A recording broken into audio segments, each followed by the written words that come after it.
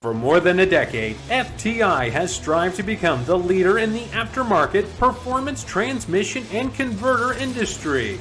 We've joined forces with McLeod Driveline Components under the leadership of Top Fuel Funny Car pilot Paul Lee, and now have a larger distribution network, more resources, and more power. Come see us in the pits and ask how you can join the FTI family. It's not cheating, it is the competitive edge. Looking to replace your OEM diesel particulate filter or diesel oxidation catalyst? Look no further than DPF X-Fit, a complete line of aftermarket diesel particulate filters and diesel oxidation catalysts designed as an exact fit OEM replacement with all makes coverage for light, medium, and heavy-duty trucks. With thousands of units in stock, we ship the same or next day, and be sure to check out our comprehensive reverse OEM lookup tool. Always new, never remanufactured. For more information, be sure to visit dpfxfit.com. That's dpfxfit.com. This is WFO Radio. Hey everybody, WFO Radio is back. We are in the midst of 3 consecutive races. Charlotte is in the rearview mirror. We are looking ahead to Worldwide Technology Raceway, headed to St. Louis. It's going to be great.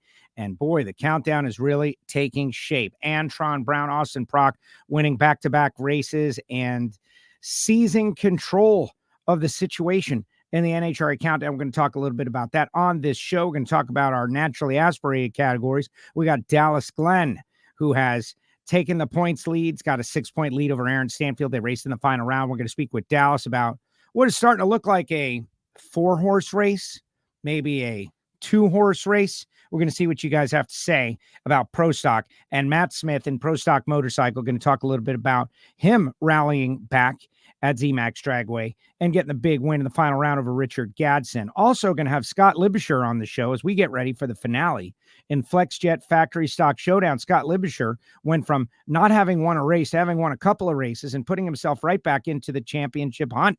And so we're going to hear from Scott all on this show, as well as the voice of the NHRA, Alan Reinhart, going to be joining us just minutes from now. So let us know, share the show, tell your friends, all of that. Like a repost on X is a great way to share the show, but really subscribing on YouTube and the YouTube channel is the best way to do it.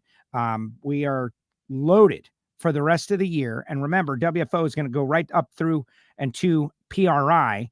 And then we'll be back, of course, over the holidays, our holiday party. And it's not too soon to start thinking about the holidays and all that has gone down. Now, I do want to mention the people who make it possible for me to go WFO while we get Alan Reinhart all signed in, like the folks at Foggett.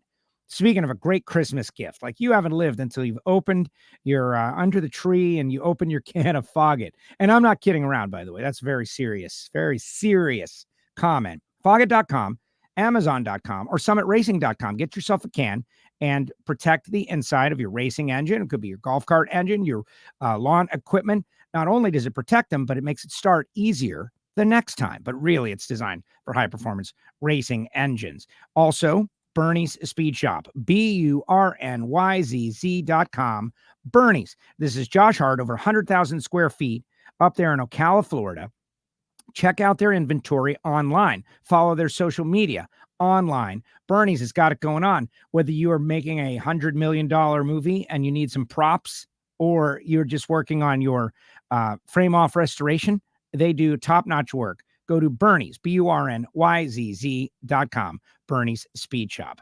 Also, our great friends at CWT Industries. This is Randy Neal's company, CWT. Hopefully you've checked out their websites because they do balance machines for everything, like a regular, small block Chevrolet LS Coyote, small block regular engine, to giant 3,500 Caterpillars, like the kind of engine you would see in one of those land-moving, earth-moving trucks down in the quarries, down in the mines, carrying like ungodly amounts of weight up and out of the mines. They all need to be balanced, and CWT Industries makes those balancers. They're intuitive, they're touchscreen, they're easy to learn, they're easy to use.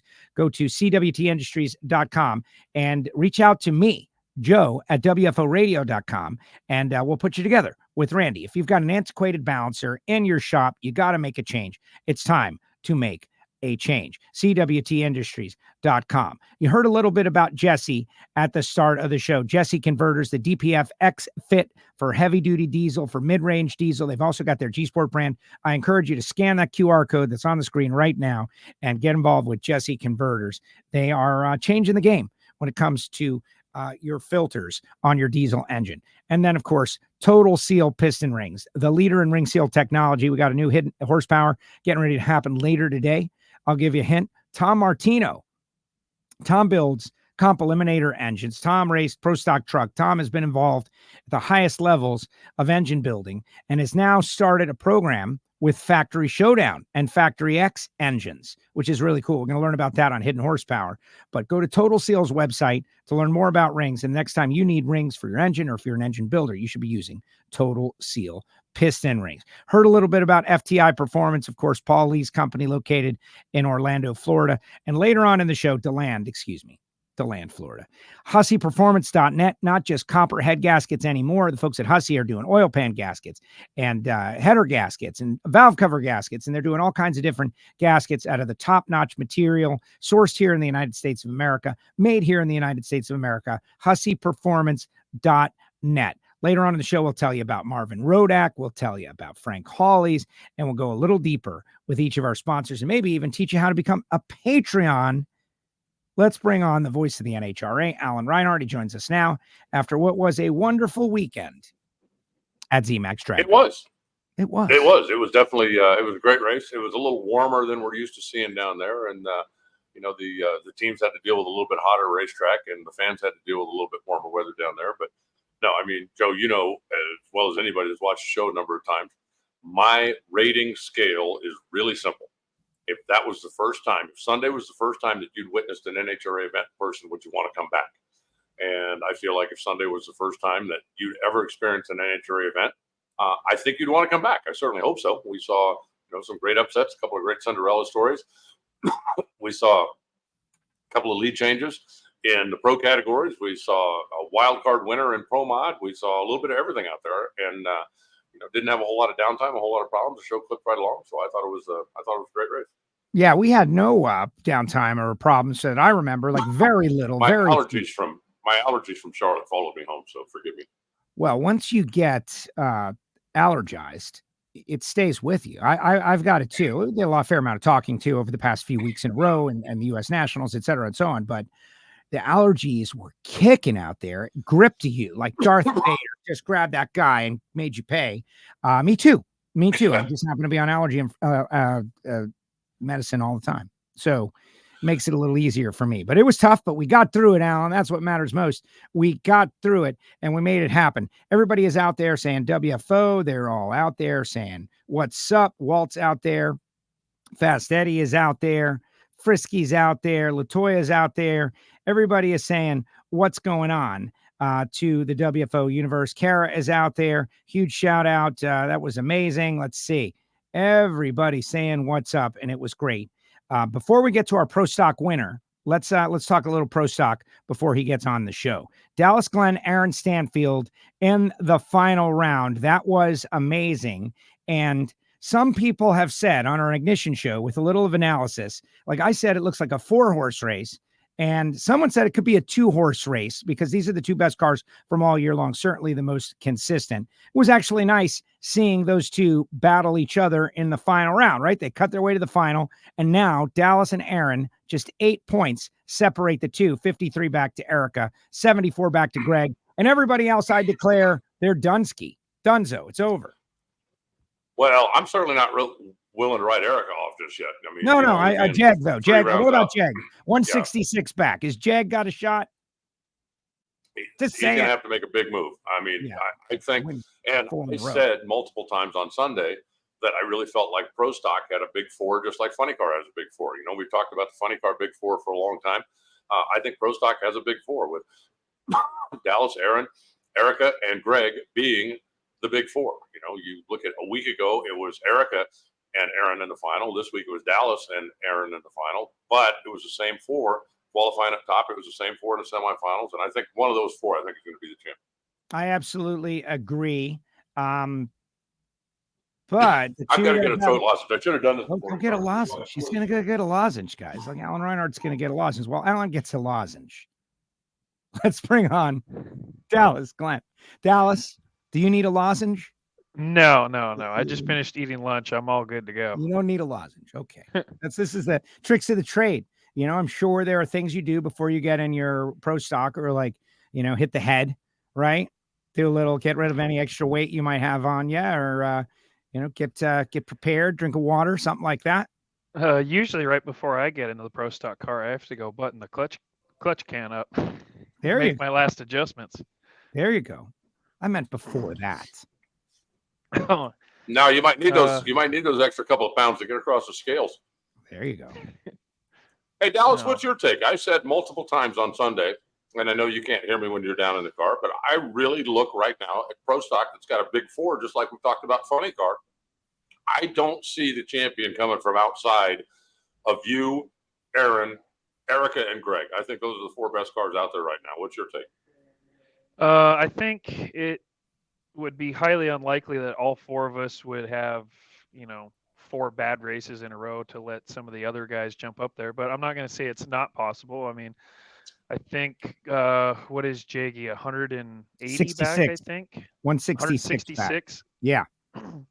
I mean, if, he wins the next 4, then it would definitely be completely change the whole, outlook of it. Everybody has to remember Pomona is 1.5 points, and that definitely throws a wrench into everybody's math.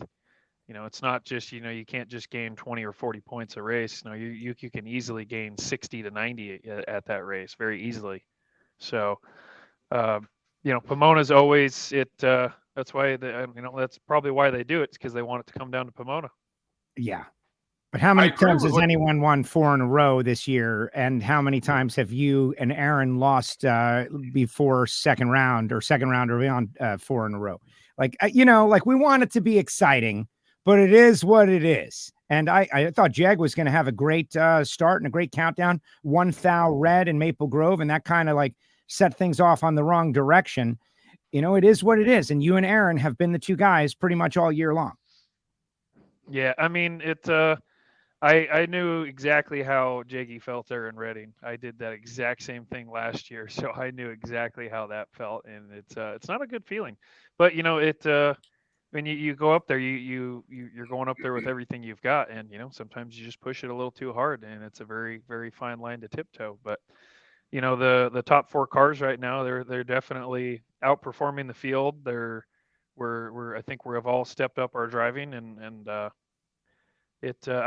I'm not going to say that I would be surprised if somebody else jumped up there, but I think at this point it's going to be a big jump to be able to get up there. I think what you said at the beginning is the most telling statement. If it's you and you're 166 points in front of Jaggy, who's in second place, you stumble, he closes a lot of ground, and all of a sudden we've got a race again. But I just don't see all 4 of you falling on your noses and letting him make up all of that ground. I think, if you stumble, then, hey, maybe Aaron moves back into the lead, or maybe Erica steps up. But then next week, somebody might. I just don't see all 4 of you collapsing. If there's 2 guys in a race and they're 200 points apart, maybe. But if there's 4 people out there that are head and shoulders right now, the way I look at it, head and shoulders above the rest of the field, I just really believe it's going to be one of the 4 of you. Yeah, I think with how everybody's running right now,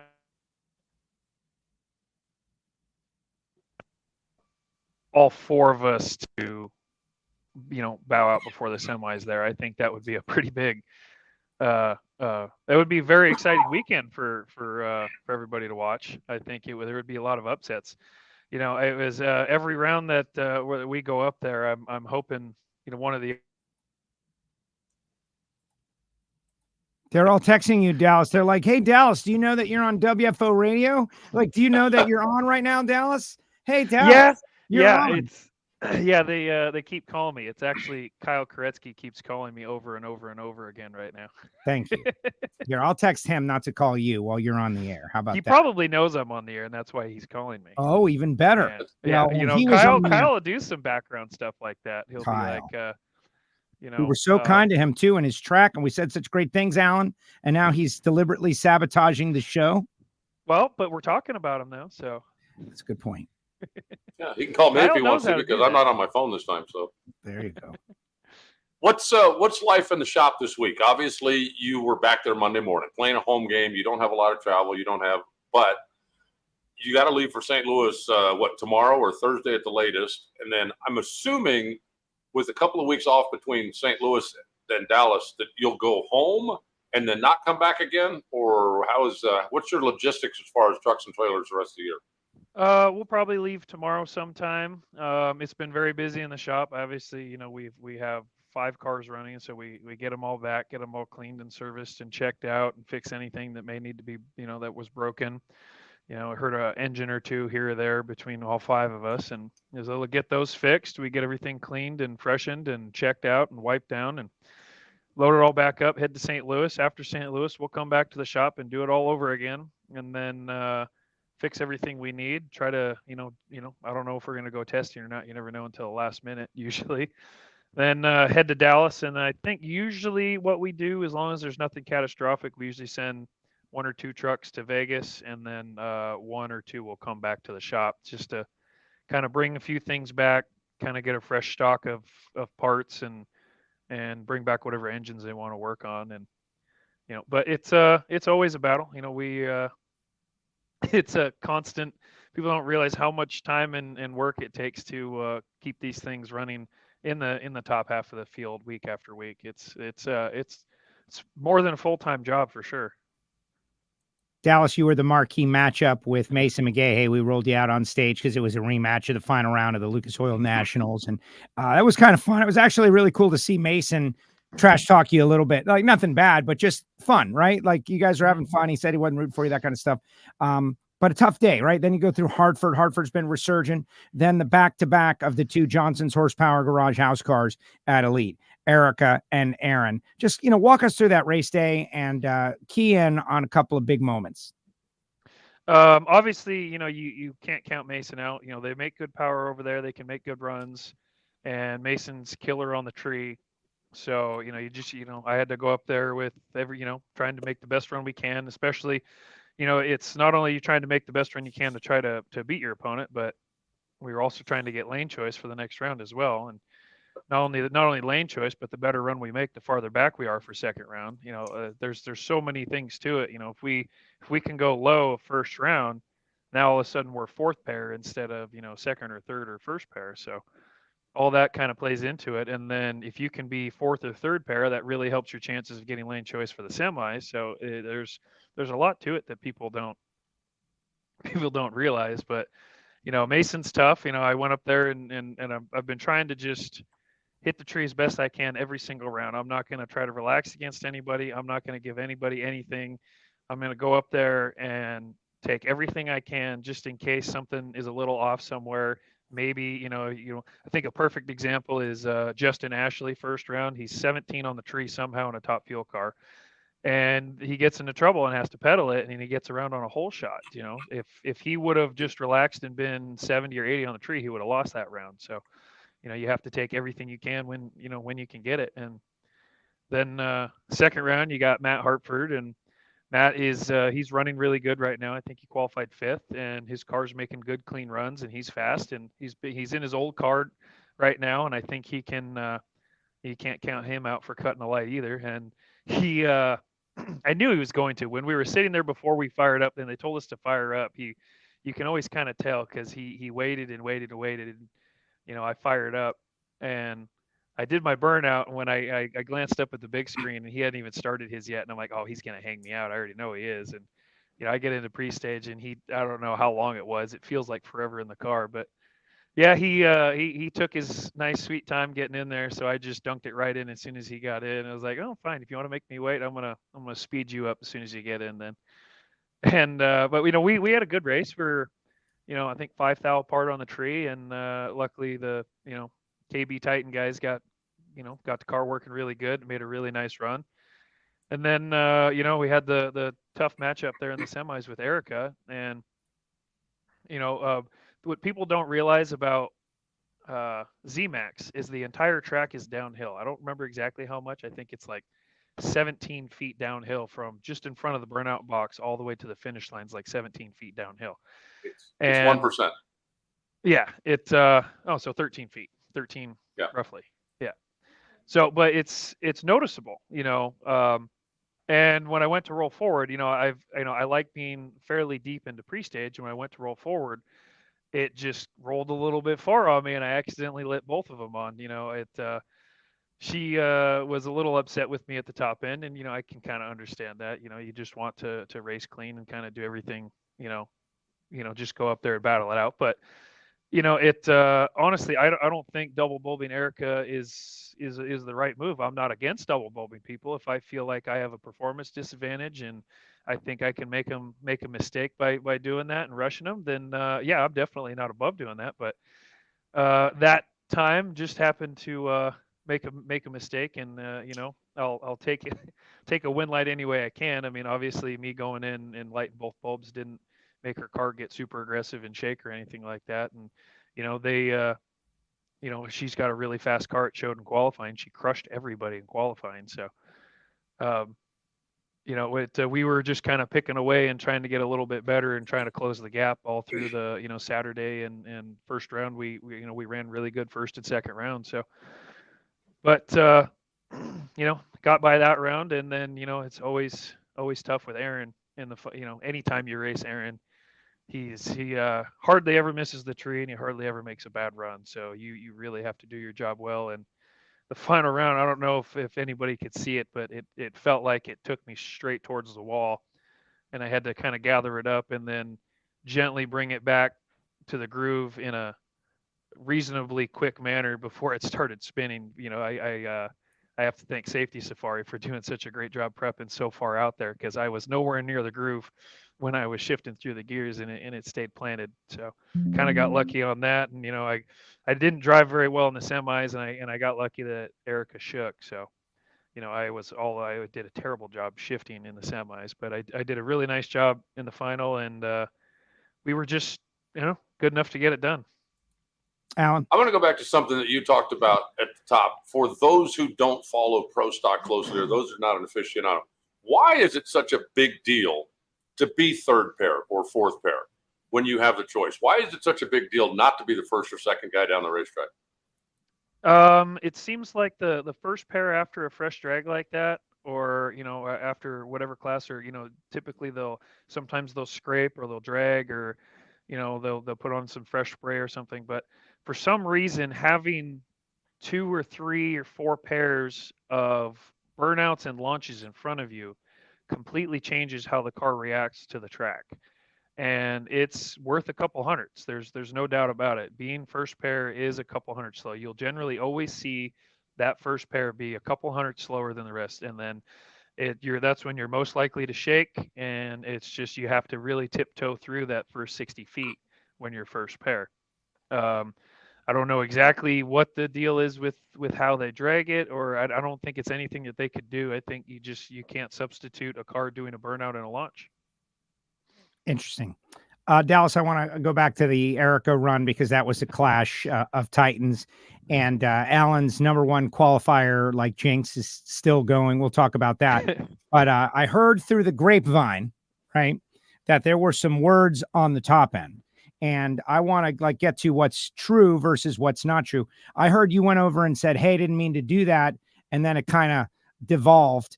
My first thing is, what's your version of what happened on the top end, so we know what's true? And number two, if you did go over, why even go over, right? Because even if you wanted to double bulb, that's allowed and it's legal. It was a big conversation with the people I was with. That's part of racing. If you want to do whatever you want to do, you can do it. What happened down there? Well, it actually wasn't that I went over. It was we were both over at the screen watching the Greg Aaron matchup, which was also a really good race. And as we were standing there, I just mentioned, I was like, "Hey, if I'm being honest, that one was not on purpose," and she 100% did not believe me, which I can't necessarily blame her for not believing me. If there was a time to play games or whatever, we're in the countdown, emotions are high, it really matters right now. It would be a time to try and play games. But like I was saying earlier, I don't think double bulbing Erica is really, historically, whenever somebody holds her out or plays games with her, she tends to drill the tree and make a good run. So, I don't think it's the move that you should be doing at that time.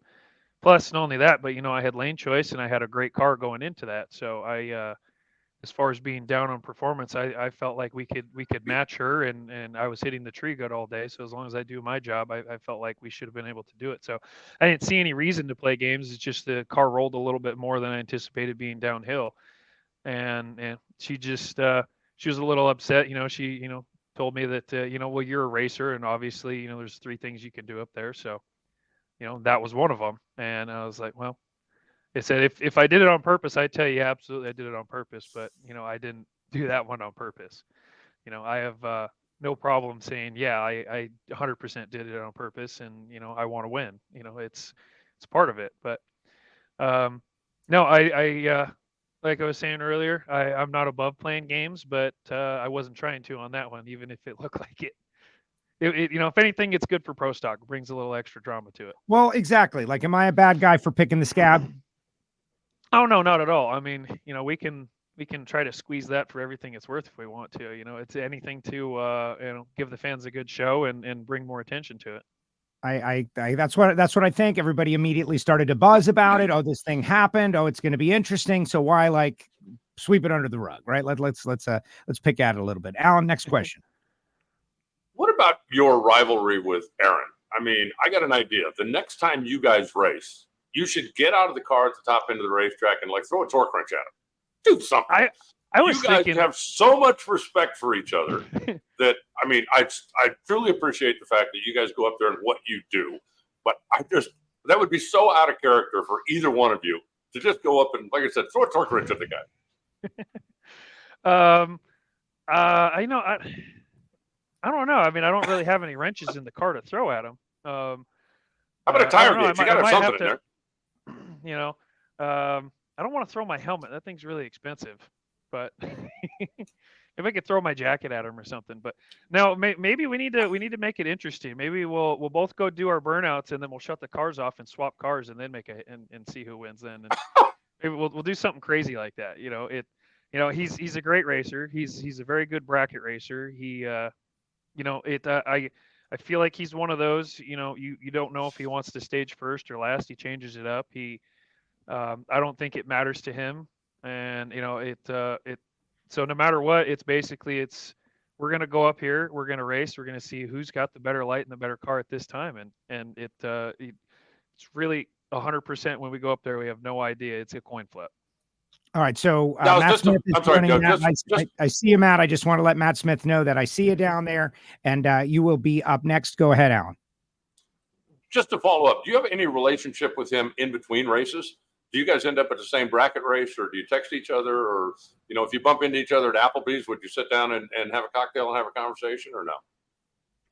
If I ever did, yeah, I would, stop by on my way to the bathroom and talk to him for a few minutes or something like that. Yeah, I wouldn't have any problem, but I don't really ever see him. They live in Louisiana and I live in North Carolina. It's, 20 hours or something like that, 18 hours of driving apart. I just figured you could end up at a bracket race at some point or something. Yeah, I mean, he runs a lot of nationals, and I'm pretty much stuck working nonstop, so I don't even get to run a whole lot of bracket races anymore. But if we ever did, yeah, I'd go. I'd chat with him and hang out, and I got no issue with anybody. So it's even though we all kind of hate each other on track, we're all still kind of friends out there. So it's. I know it sucks for people, trying to stir up drama and everything, but no, I actually prefer it that way. I don't want to see you guys fight each other. I don't. I don't. Like, maybe some do. I know some do. Some definitely. Maybe just fight with words. We don't actually have to. Well, exactly. I don't want to see my we always talk about this extended drag racing family. I don't want to see you guys beating on each other. We'll see beating on each other on the track. All right, let's watch the final round, and we'll be able to hear you talk us through what you see right here, as this is the final. Yeah, we can hear you. If you notice, we've got 2 very big teams all cheering on their driver. Best part of the day, right? Everybody else goes up there. You got Aaron on the right. He's won 5 out of 7. You on the left. You're the points leader all year long, and points leader going into it. You can tell this is a home race for us. We have way too many people on the starting line. Yes. NHRA probably is going to get mad at us for it. A little away from camera. What are you feeling right now, Dallas, in this moment? Okay. I don't think either one of us, we were just riding it. It immediately turns left. They're very excited. I don't think you could really tell who left first. You can't really see it in this camera, but I mean, it felt like an entire car width out of the group to the left, and I had to pull it back. It was definitely hard left. His car actually went a little bit right too. You guys are both fighting at the first 100 feet or so. Yeah, they told me his car in the right lane had been going right almost every time, and it was in the semis. I made a nice straight run in the left lane, so I really wasn't expecting anything, but there might have been something goofy with my tires. I think they said one of them was leaking down a little bit, and they didn't tell me, and it actually might have created some stagger and kept me going straight. They're like, well, we don't want to ever try that again, but. All right, look ahead to this week. Look ahead to this week. We go again. The 3 in a row is amazing. And as Alan has pointed out, Alan, what is the actual stat? When was the last time number one qualifier won in Pro Stock? Greg Anderson. What would that be? At Charlotte? Charlotte? At the 4 wide. Yeah. Get out. Wow. 14 races. Wow. And these days, it seems like number 4 is the place to be. So, yeah, just throwing it out what is there. it? You guys Three should battle in for a number row 4. that number 4 is won. 3 in a row, I think. Yeah. Yep. Well, as good as 4 is, you don't get any bonus points for 4th in a session. So maybe we need to swap this trend to like 2 or 3. No, what you need to be is 4th on Friday night, and then 1st the other 3 runs, and then you'll be fine. Yeah. Well, I'm just hoping that we get 4 runs in St. Louis. The weather's looking a little iffy right now. It's going to be fine. Why would you bring that up? Don't speak that into existence. Well, if you bring it up and then it makes it so that I can be wrong and then it won't. The double reverse. I get it. Yeah. The double reverse. It's Chris Blair's place. You don't think he can control the weather? He controls everything. Yeah. Just do a little, cloud seeding, 100 miles away or something like that. Just draw all the rain somewhere else. There you go. Dallas, congratulations on your win. Great job out there at ZMAX. And what a fight looking at the championship. You and Aaron, 8 points apart. Erica 53 back, Greg 74 back. And I think, it will take a Herculean effort for anybody else to get up and into it. And if it were to happen, that would be amazing, but it just seems unlikely. Good luck this weekend. We thank you for coming on WFO Radio and telling it like it is from your perspective. Great stuff. It's only going to get better and better. Good luck. All right. Thank you. Have fun, guys. Dallas Glenn with us here on WFO Radio. I like that he understands that creating the rivalries is significant and important. What he should understand is you can throw your Hans device. I mean, doesn't everybody do that these days? Everybody's got one of those. You just take the thing off. You don't even need that, though. Really, just some pointing, some aggressive pointing, maybe shaking your fist would go light years. You'd be in every highlight for the rest of the countdown. You know what? Let's bring on somebody who knows about this stuff. Let's bring on somebody who knows a little something about this kind of thing. Matt Smith joining us now. Matt knows how to play the game with a little bit of aggressiveness and how to talk the talk and walk the walk and all that stuff. Matt, congratulations. Thank you, Joe. I don't know about playing the game, but we're just doing the best we can, and we're running all out as hard as we can go. See, that's part of the game right there, Alan. Like when someone says you know how to play a game, say you don't know what game they're talking about. That's part of the game. What game? There's no game. We're working real hard. That's part of it. No, huge win, Matt. Huge win. Walk us through your rounds of eliminations. And we got the little dog. Maybe if you held it on your lap, it would not bark. As soon as I get on and do an interview, UPS and FedEx show up at the shop. So, of course, they got to bark and tell me that somebody's there. And Reinhart's trash truck comes by. It's our fault. Yeah. Schedule at 1 o'clock. Yeah, it's not trash day this week, so it won't be me. Matt, you guys as a group, you need to do a better job of qualifying, just so you can get away from each other on the ladder. So you don't have to run each other in early rounds on the ladder. I mean, you obviously did your part, qualifying number 1. But do you have a conversation with your wife? Go, come on, honey, get on the other side of the ladder. Would you get away from me? Yeah, I did not do a good job of, tuning, I guess, Gianna, Angie, and John Hall's bike this weekend. Still struggling a little bit with the tune-up on their bikes. We're still struggling with Angie's bike, 60-foot and consistently. But, we just got to do a better job. I mean, all 4 of our bikes should be in the top 6, with no problem. And that would, when you have 4 bikes, you're going to meet somebody second round or third round. It's just inevitably it's going to happen. But we'd like to meet each other in the finals and preferably try to get them paired up against one of the Vance Nines, bikes to knock them out early. Yeah, Angie's bike looked like it was pretty consistent. It just wasn't fast, right? I saw 112 come up a couple of times. I spoke with her. How important is the tire, Matt, on any bike? We know it in pro stock. They're searching and seeking and looking at numbers and keeping it like, oh, this is the good one. You had mentioned a couple of years ago that when Steve Johnson was having his performance renaissance, it's that could be a magic tire too. What's going on there? Talk a little bit about, tires and how vital it is to get one that likes what you're doing. Yeah, it's very vital. I mean, that's one of our problems. We've talked to Mickey Thompson about it. It seems to be that there's certain tires out there that are really, really good. And then there's tires that are they don't perform. The new bike has a new tire on it. It performed good testing, and then it's gradually just gone away. We got less than 18 laps on it, and it won't 60-foot, but a 111, 112 on the bike. We took that tire off, put another tire on, and immediately went out there and went 110 with the same tune-up. It wasn't a 108 or 107 like I'd like to see, but it was definitely better in worse conditions on the track. So I keep having these problems trying to find a good tire. I have a good tire on my bike. It's working. I took the tire off that I was at Sonoma when I went 105s every time, and that tire and wheel is just sitting ready to go.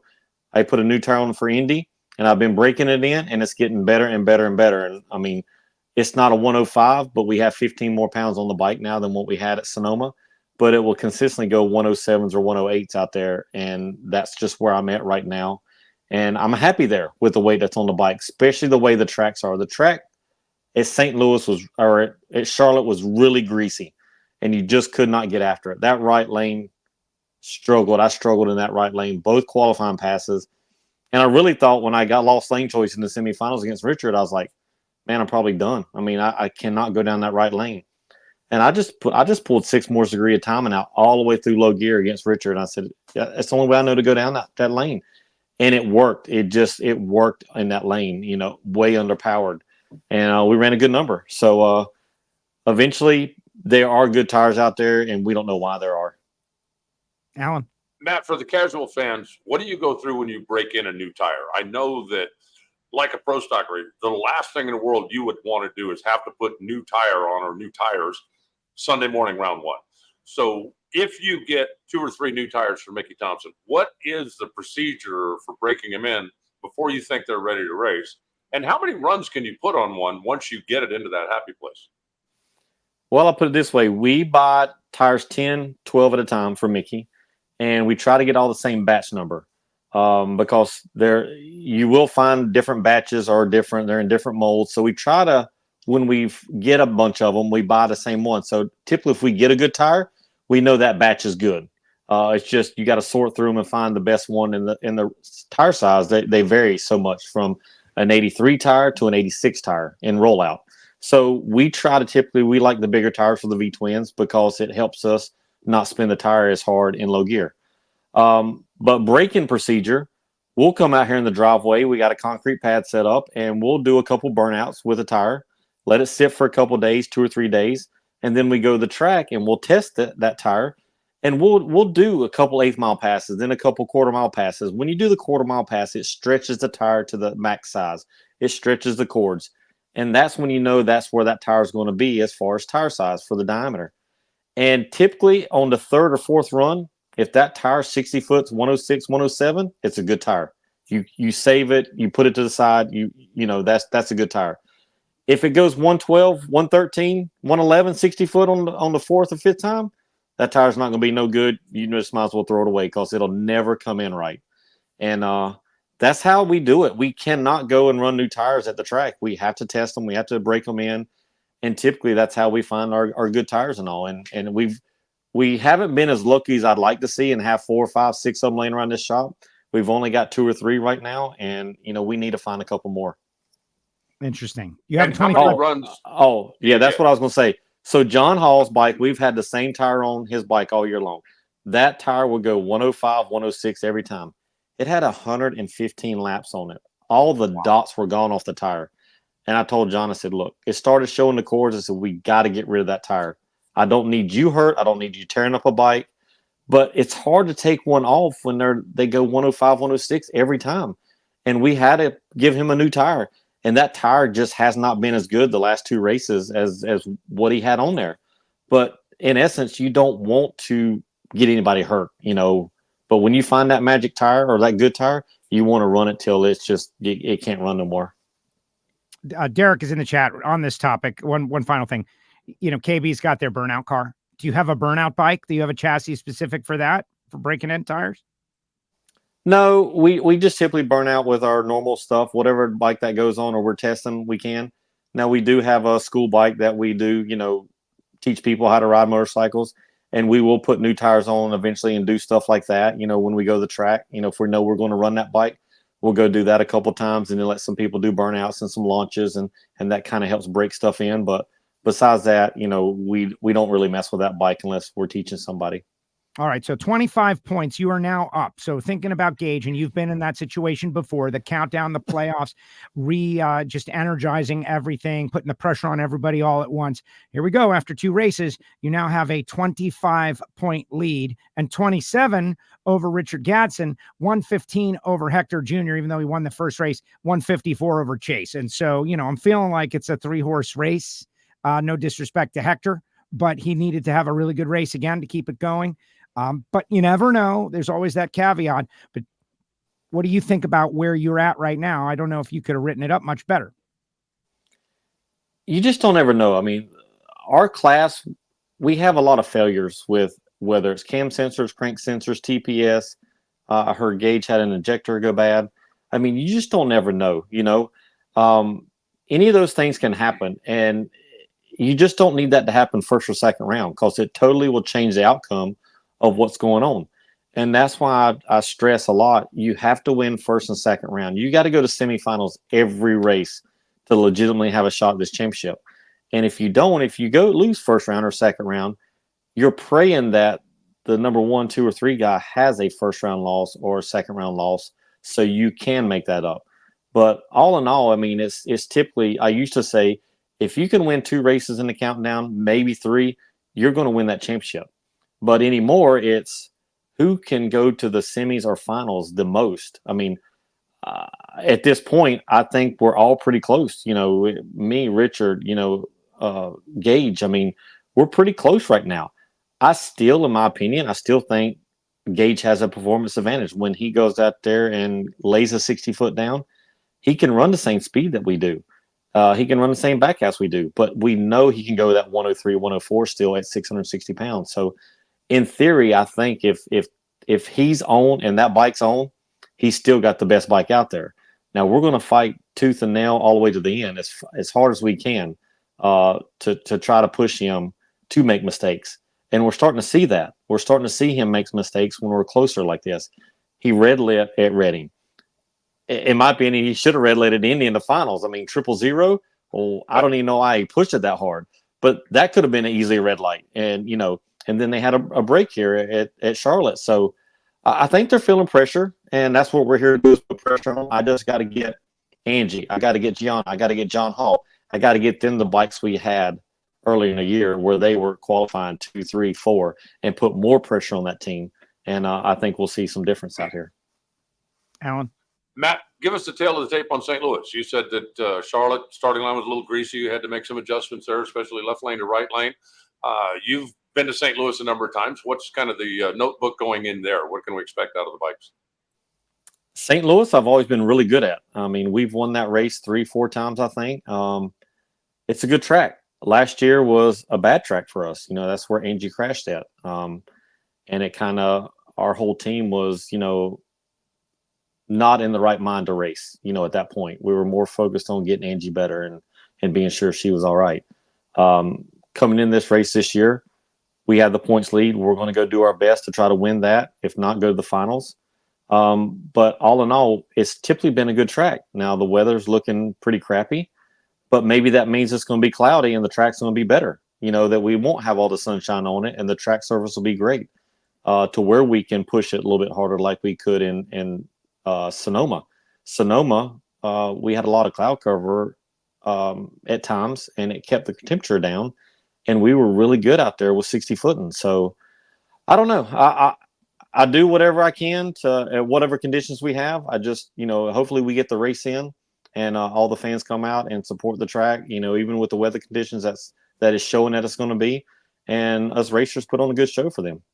Yeah, we, little weather coming in. Let's just hope we can do it. We mentioned something, Angie's incident there last year. I was talking to her on the starting line, and she sounds like just determined and ready and no apprehension. Not that she would, but that was a tough moment for everybody, like the extended drag racing family, you in particular.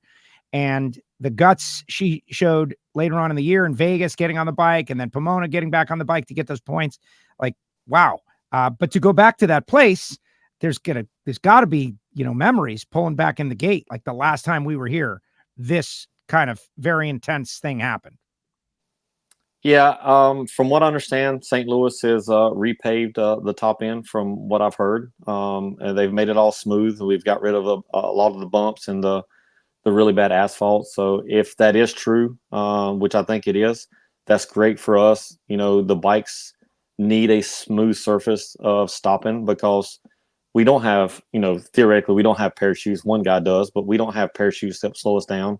And when it's really rough, we don't have real shocks on the bike. So in essence, it just gets the bike upset. And if you lock the front tire up, you're in bad shape. If you got to get back off the brakes. So it's going to be tough going in there. And I'm hoping it's her decision, but I'm hoping she runs 1,000 foot the first time and pulls the clutch in, and just to know that she can do it up there and get through that little factor of going back to the track the last time she crashed. So that's what I'm hoping she does, but it's all up to her, whatever she wants to do. Our team is 100% behind her. Final question for Matt. You mentioned Chris Bostic playing with the parachute out there. I'm sure you've paid at least a little bit of attention to that. Any thought to putting them on your bikes, or any feeling about whether or not it may become a rule in the future? I've asked to see data. I think NHRA needs to collect the data off the bike. I'd like to see what the G meter shows when the chute comes out. I know what the G meter looks like on a Pro Mod and Pro Stock cars. We really need to see what the G meter does. I know what engine braking does, the G meter, when we don't pull the clutch in down there. So really need to see what's going on to see if it's even a benefit. Because if it's not showing some kind of impact when the chute comes out and slowing the bike down, then there's no reason to have it. It's just for show. And that's just a lot of weight to put on there just for show, in my opinion. So if we're going to do it, we need some data. We need to see some data from NHRA on the deal. And I support whatever makes our class safer. I support whatever makes our class healthy, and I support whatever class makes everybody competitive. And that's what I'm about with our class right now. Matt, thank you for joining us on WFO. Good luck this weekend. We'll see you. Let's hope we chase away the weather by speaking it into existence. Good luck, of course. And we appreciate you making some time for WFO Radio. Hey, thanks for having me on. And Alan, do some gargling, get that voice back right so you can announce right. He was the talk of the town, wasn't he? Yeah, you sound like a gravel pit up there. Something out there just absolutely lit my allergies off. And I feel a whole lot better now. I know another day or two and I'll be great. So I appreciate the concern. Travel safe, and we'll see you in a couple days. All right. See y'all later. Later, Matt. Thank you so much. Yeah, Alan, did you know? Hey, Alan, you don't sound good up there, Alan. You got a problem with your voice, Al. I'm making fun of you guys is really what I'm doing. I'm making fun of the people, like if anybody is going to know who's got a problem with the voice, it's the person doing the talking. Believe it or not, this is crazy, but we actually can hear and feel it when we're having a problem with our voice. It's bizarre. I know.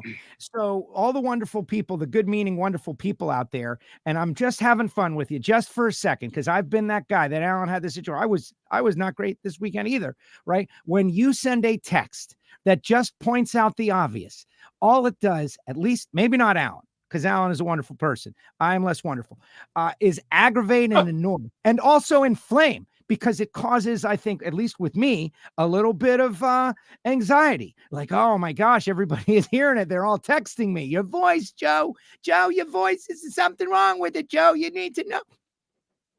You would never do that. What voice was that? Yeah, that's my character. I use him all the time. It is, annoying person out there pointing out the obvious voice. You sound like Mrs. Kravitz on Bewitched. That's it. The annoying person who's pointing out the obvious voice. That it comes around every once in a while. It's much better audio only, guys, because you don't see me and you can imagine the character. But it's one of my many characters that only show up every once in a while. Yeah, it was really strange for whatever it was. I mean, it was an outside thing. Thursday, you and I were there Thursday, spent most of the time inside the building in the booth, and I was fine all day. Friday morning was fine. When I went to use an education presentation, which was about 3 hours outside, by the end of it, my voice is just like falling off a table. And I'd come back inside for 2 hours and I'd be a little better. And I'd go back outside and I'd just be wrecked. And, Sunday I spent the whole day inside. And I said Sunday morning, because I was scheduled to be the pro announcer on Sunday, I said, I'm not leaving the building even if it's on fire. I'm going to stay inside here. I'm not going, whatever that is out there that's killing me, I'm not going to go out there and give it a chance. And, by the end of the day, I was a little bit gravelly just from a long day, but I certainly was a whole lot better than I was when I was outside. All right, let's bring our next guest, and then we'll go into some of the points battles. But this gentleman has raced his way into the championship. We're talking about Flex Jet Factory Stock Showdown. He's collected 2 Wallies since we last heard from him, and it's a huge deal. Mr. Scott Libersher joining us now. What's up, Scott? How are you?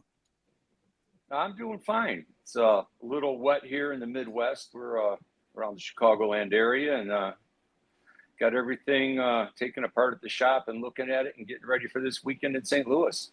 Kind of a big deal for you, right? Like from chasing your first Wally to now potentially chasing a championship Wally. The way I see it, you are you're in the mix.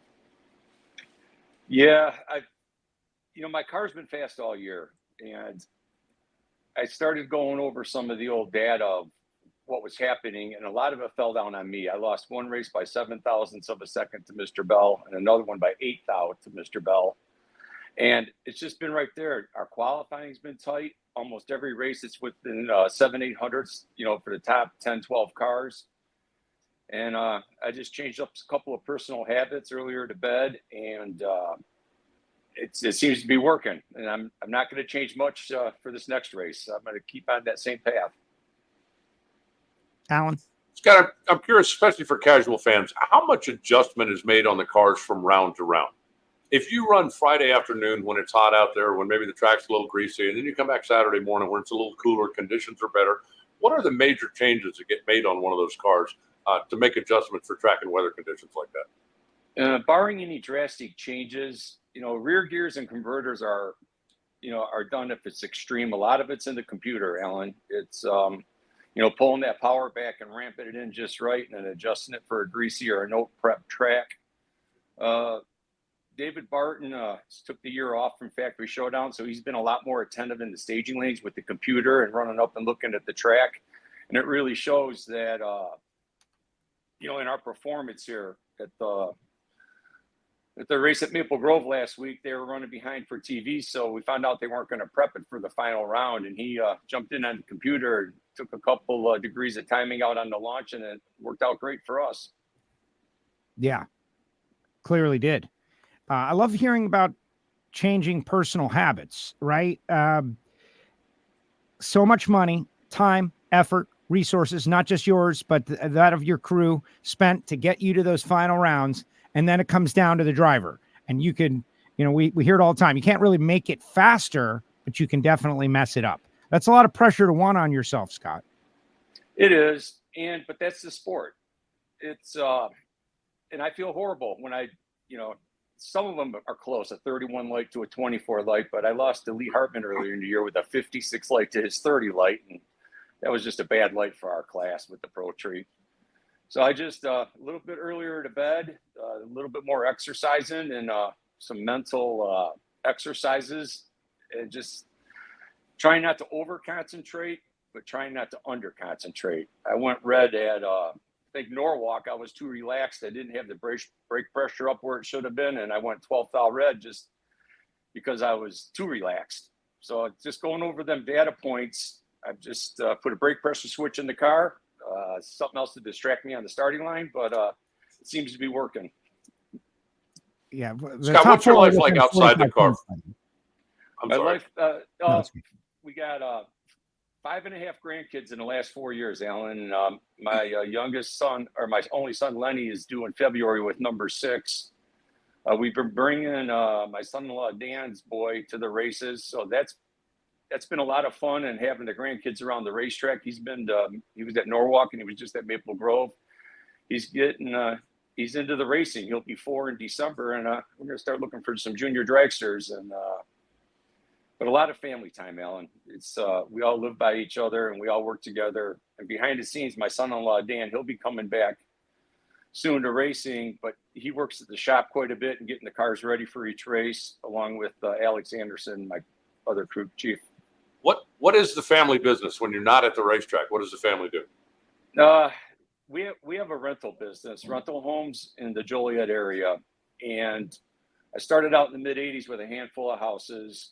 And one thing that we do different is we do all of our own maintenance. So we're licensed contractors in roofing, heating, cooling, electric. So we go through and rehab these houses when they need it. We buy stuff that needs to be rehabbed or that's in poor condition. And I've been doing that for, it'll be 40 years this next year. And it's been a great business. It's hands-on, it's 7 days a week, and it's intense, just like being at the racetrack for 4 days. That is awesome. All right. So what I said earlier, I just wanted to mention the situation. David Janik leads the point, but Stephen Bell, Mark Powick, and you all with an opportunity, all within, I believe, 45 points of the lead going into this final race. And so this is what everybody dreams of, right? One race to determine it all. You're going to have to do a little something. You're going to have to maybe get after Janik early. Have you guys thought about strategy? If he is allowed to just go to the final, win the first couple of rounds, that's going to hurt you guys. You can't let him do that. So have you thought about trying to figure out how to get next to him and handle your business yourself?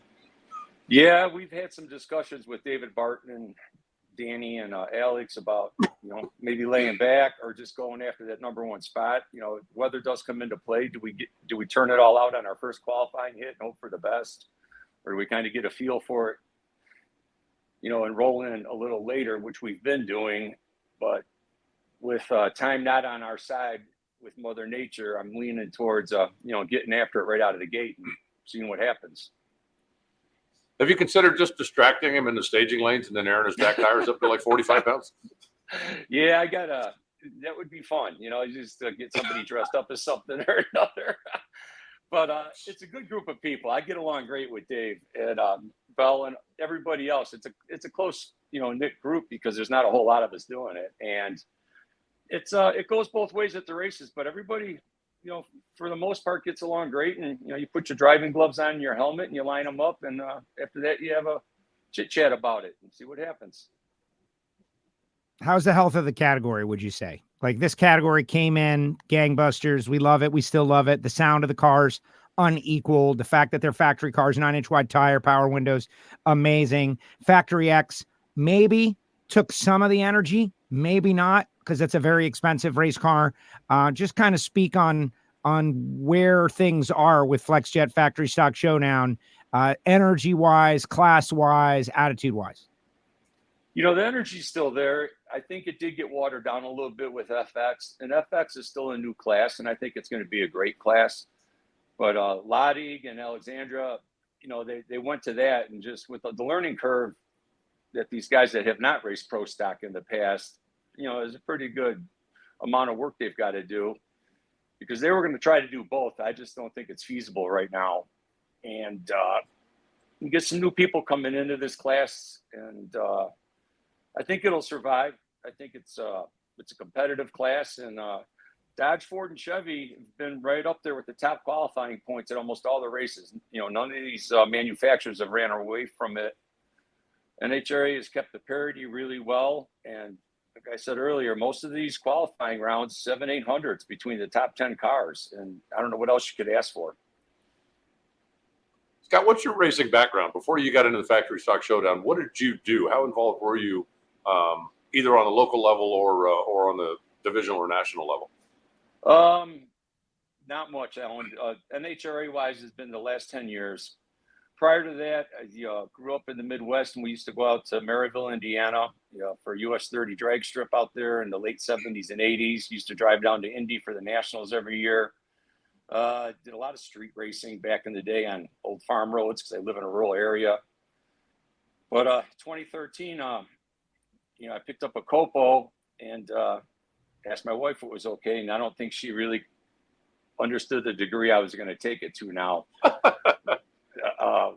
But I love exposing other people to the sport, and I've been blessed in business, and I can talk to people pretty easy. And I'm bringing up some new drivers. Kyle Powick went to the final round at his first NHRA race or NMCA race at Norwalk. Cole Kiernan is coming around. He's going to race with us when time permits. He's still going to school and got a new job. Alex Anderson got his license with me, and he went some rounds at Norwalk. So that's exciting. I like seeing the cars go down the track. And hey, Alan, the invitation's open if you want to take one for a spin. You can pick 7 seconds, 8 seconds, 9 seconds, or 10 seconds. And good to know. Set you right Good to up. know. We're going to have to make that happen at some point. No problem. Are you crazy, You too, Joe. Scott? if Are you wanna crazy, jump in Scott? one. Like, what are you doing, Scott? What is this? Now, Reinhart's got a good rep. Reinhart's got a good rep. No, I think that's awesome. You do. We joke that you have a fleet, right? We always say you've got a fleet. You do roll deep. When you roll in, you roll deep with a whole bunch of cars, multiple categories, maximizing your opportunity costs, right? Alex has been racing, as you said. Good guy, by the way. Everybody needs to know Alex. But when you come in, you're in multiple classes. I like keeping busy. It keeps my mind focused. And that's, Kyle Powick's giving me some super gas lessons in his car. So that's something I'm going to try out either in the fall here or next year a little bit more. And I just love that sport. It's great people, and it's competitive. And, back in the day, we used to call it bench racing, but now you can line them up and see what happens. There you go. I like Scott, appreciate you coming on the show. I wish you good luck this weekend. The final race, FlexJet Factory Stock Showdown Championship, Worldwide Technology Raceway. 4 very tough David Janik, Stephen Bell, Mark Powick, and Scott Libersher racers going to be battling it out for a championship. I'm very excited for you. I was very happy to see you get your first Wally. You got your second Wally. You proved that once you learn how to win, you kicked in the door. So congratulations on all of those wins, and good luck in the future. Good luck this weekend. All right, guys. Thanks a lot. There he goes. Scott Libersher with us here on WFO Radio. Huge investment. You realize in the sport.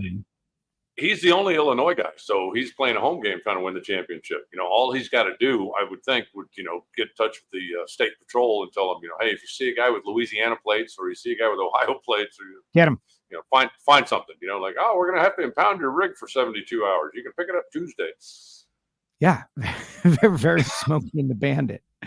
All right, let's talk a little Mission Food Series. It's been great to see the audience numbers build through Dallas and Matt and now Scott Libersher. The numbers just going up and up and up. Thank you, audience, for sharing.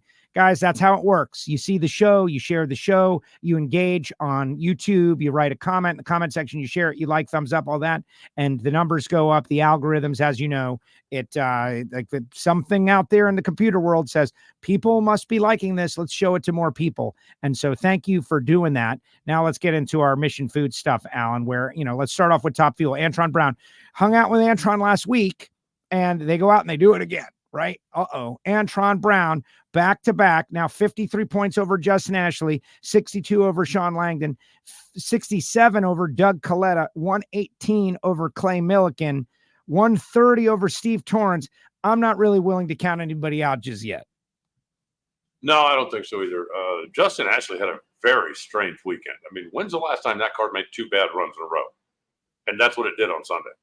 The first round got away with it, as Dallas pointed out, a 17 light, and somehow he gets away with, winning on a hole shot, whatever it was, 460 to 450 or some ridiculous thing like that. And then they made a bad run again in the second round and didn't get away with it.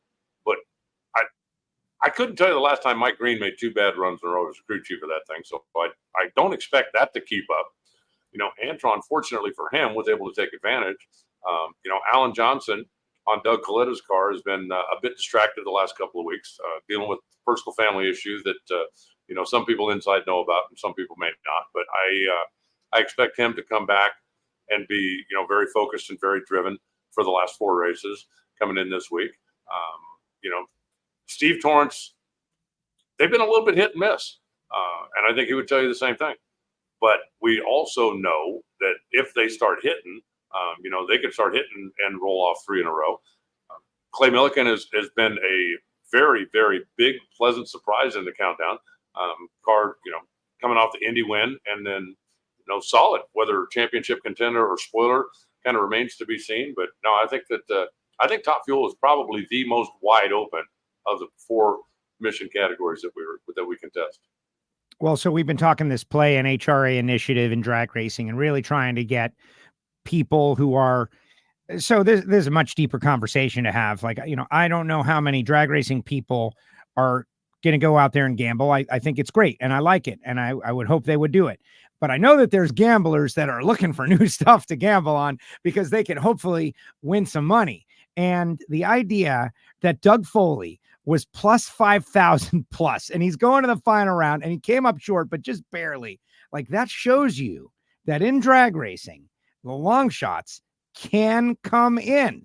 And I spoke with Doug Cook on the starting line. He's like, it's one knob. There's one knob. I got to turn the one knob right. And it was amazing. And they got down the track. They didn't quite outrun Antron, but they ran 86. And I just want to say hats off to that team and Doug Cook and Lance Larson. Like, that is a part-time car that just causes nightmares for the full-time cars. Well, we have certainly seen over the years, where a part-time car or, maybe an underfunded car comes in and, ends up in the semifinals, or, somebody smokes a tire or somebody makes a mistake or somebody and they go some rounds. And you certainly get credit for the upset or for the round win. But, let's be honest, right? We both know that if Joe and Alan's Top Fuel car goes out there and we're going up against Justin Ashley and, he red lit, we didn't beat him. I mean, we got the round win, but we didn't really beat him, right? It's just one of those things that happen. But Doug went out there with a car that had solid performance, went head to head with all the guys, did a better job than they did, and ended up in the final round. He didn't get there because he was, Mr. Magoo stumbling, bumbling his way. He got there because the car was running good and he deserved to be there. And he was that close to getting his first win. And I think it's great on a number of reasons. One, it's a home game for him. A lot of his sponsors are based in that part of the world.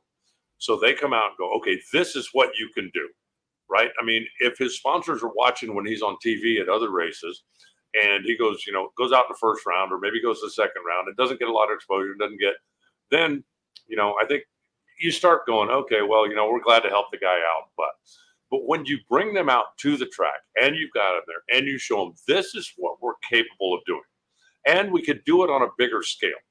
Maybe we need more financial help. Maybe we need some more of a commitment. But we can do this on a bigger scale. I think that's great.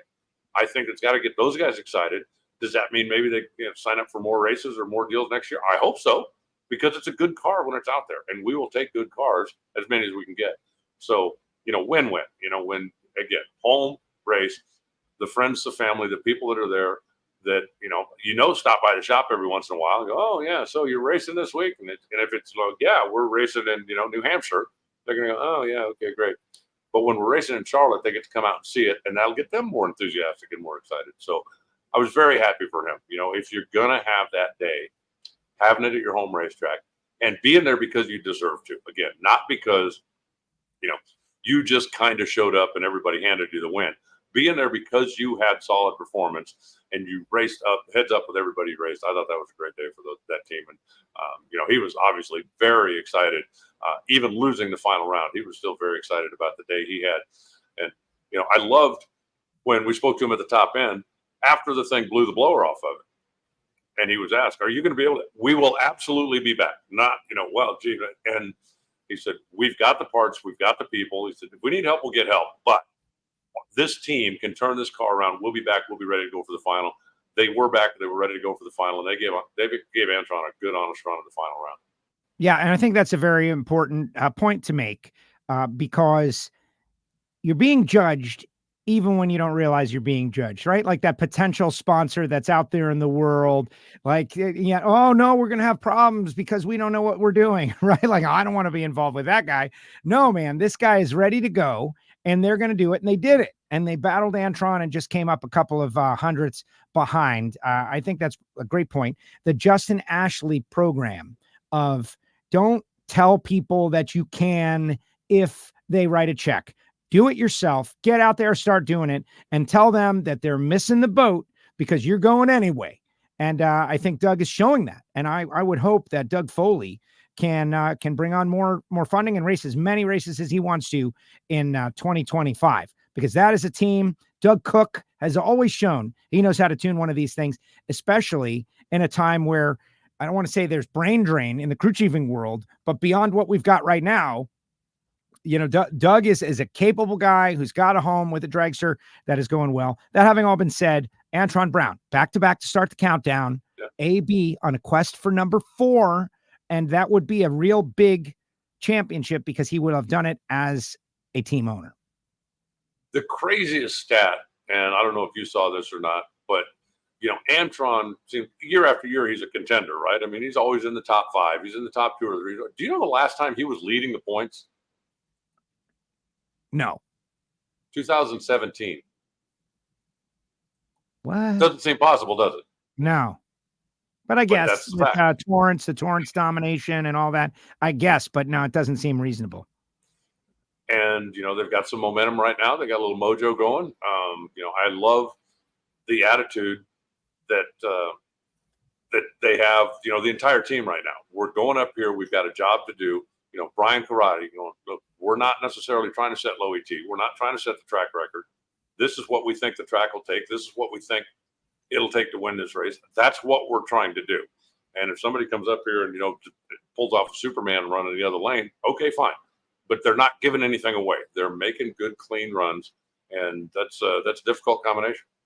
All right, let's move on over to Funny Car. And these 3 in a row, we always say it, right? It's really going to tell the tale. And then we'll have the Stampede of Speed, Vegas, and Pomona to figure out who's going to win the championship. But like the field gets cut down over these 3 races. In Funny Car, on the other hand, a little bit different story. I am intrigued that Austin Prock, I brought it up. I know it's too early to bring up the Steve Torrence perfect countdown, right? Because nobody can ever do that again, right? Right? Well, in Funny Car right now, it really looks like there's the big one. You know, it's a long way from over. And obviously, you know, Bob Task is going to have something to say about it. You know, Matt Hagan had a very solid weekend, coming up a little short in the final. I still think Ron Capps is you know, capable of jumping up and getting in the mix. But I bumped into Austin Prock when he was leaving the media center, and we had a nice little chat in the hallway for a few minutes. And I told him, I said, you know, what you're doing right now is really John Force-esque. Back in John's heyday, the car was so good that every time somebody would go up and race him, they would press. And very often they would press too hard, and they would let John get away with a mistake. And it looks like right now that's kind of the way that the Prock Rocket is running. When they need to be good, they're good. But let's be honest, they could have been beaten in the first round. They could have been beaten in the second round. They didn't go out there and make low ET of the event, track record, you know, hold my beer and watch this runs. But the cars that they were racing kind of let them get away with it. And by the time they got to the semifinals, they had certainly found the stride and then looked like they were where they needed to be. And I told Austin, I said, I'll remember a year in Phoenix when John Force won the race, and the quickest run made against him was like 8.5 seconds. And John didn't make a clean run to the finish line all day long. But everybody that raced him came up there and went, wow, okay, well, that's John Force, and we know, you know, he's running good, and he's going to – and they pressed so hard that they just let him get away with it. And right now, you know, you look at what they're doing. When they need to be good, they're good.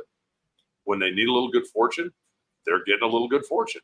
And I don't know how you beat that combination. everybody that has ever competed in anything has been on some kind of a run like that.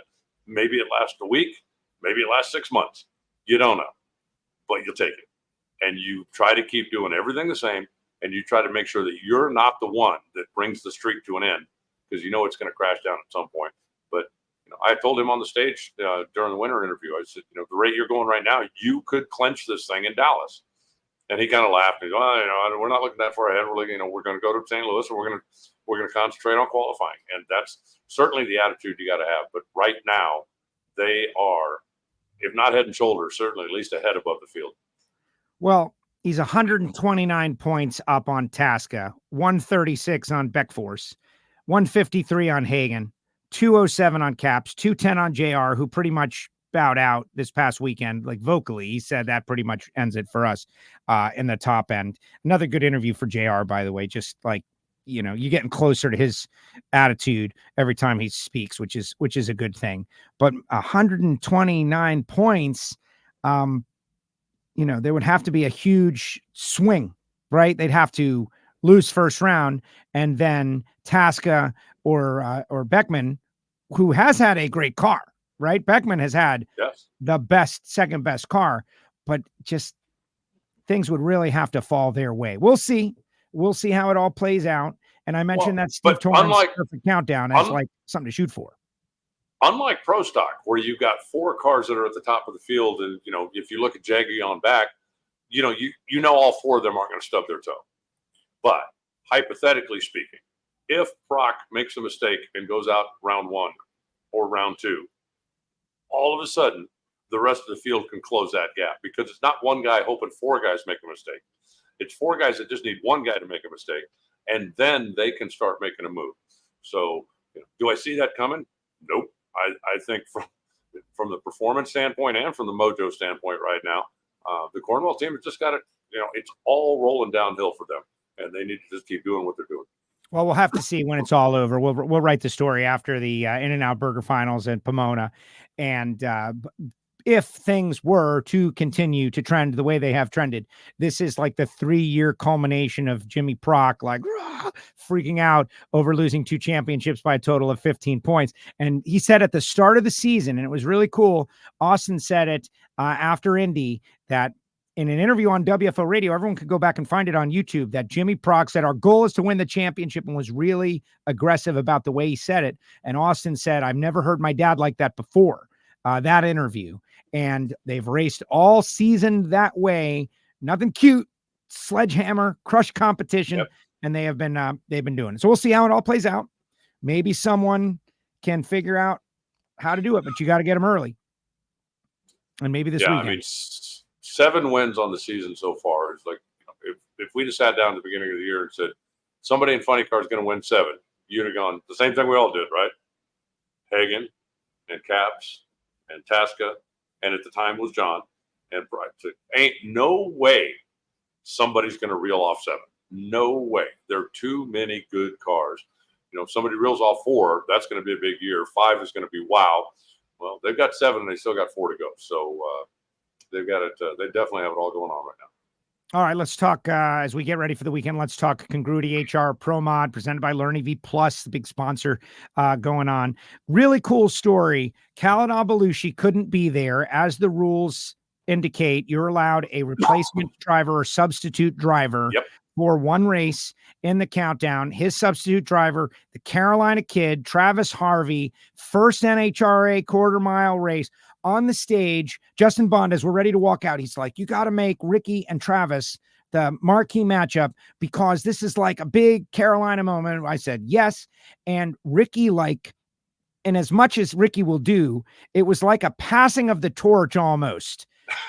It was almost like a passing of the torch. Travis goes out there, beats Ricky, goes on and wins the race. Khaled Al-Belushi now in the points. But just what do you make of that whole thing? And the kid, just awesome. Another awesome character for NHRA Pro Mod. I hope he's out here more often. Well, I'll be honest with you. I'd never met the guy before. I'd heard his name, but I wouldn't have been able to pick him out of a lineup. But when they were on stage as a marquee matchup, and I heard the level of respect that Ricky Smith had for him, then that's like, what? This kid's the real deal. no matter how this race goes, no matter if he loses first round, no matter, but just, if Ricky Smith has that much respect for you, you're the real deal. And the fact that he went out and won it, he was, a little bit shocked when we talked to him down on the racetrack at the end of the day. And I asked him, when do we see you again? He said, no idea. He said, I got the call. I'm here. He said, Khaled's back next week. But he was, very grateful for the opportunity, very grateful to show what he's capable of. And I have a sneaking suspicion that we are going to see that kid again. Maybe not this year because we're so late in the season, but I have a sneaking feeling that we are going to see more of him. And the fact that, he had never raced quarter mile pro mod. When I spoke to him a little bit about his background, his history, he said, he'd done some bracket racing and done some other stuff but he had never raced quarter mile pro mod until that weekend. And didn't take him long to get comfortable and get familiar with it. Well, it's very exciting because so I had met him a couple of years back when I did the TV for World Series of Pro Mod over there in Bradenton. And I got to go around and meeting all these people that I had heard about, but they run 8th Mile Pro Mod all around the country and various other series and outlaw races, outlaw series, etc. 8th Mile Pro Mod. And NHRA is the only place where quarter mile pro mod is the thing. And I think it's great because it's perfectly positions the National Hot Rod Association as the pinnacle of where pro mod happens, because you got to run the back half of the racetrack, which is way faster and maybe a little scary and maybe takes a little bit more. And hearing everybody talk about how, I don't want to say it separates the men from the boys. I don't want to go 220 miles an hour to the 8th mile. Okay. But it's just another deal. And for Travis to come in and have such great success, I hope this will ignite something within him to want to be back. And not just him, others, because Pro Modified is looking so strong right now. You got all these personalities. They're doing a lot of stuff behind the scenes to make the class even more healthy. And like Mike Stavrinos, I hung out with him on the flight home. He was on my flight coming back to Fort Lauderdale. They're into it. It's like, oh, this is another gear, right? Like you can be a fast drag racer at tracks all around the country, or you can be on Fox television in an NHRA national event. Even when we have a light event, there's still 10,000 people watching you. Well, and 25 cars that came to qualify. You could have made a heck of a match race out of the non-qualified cars that were all Sunday spectators when we were out there. And I love it.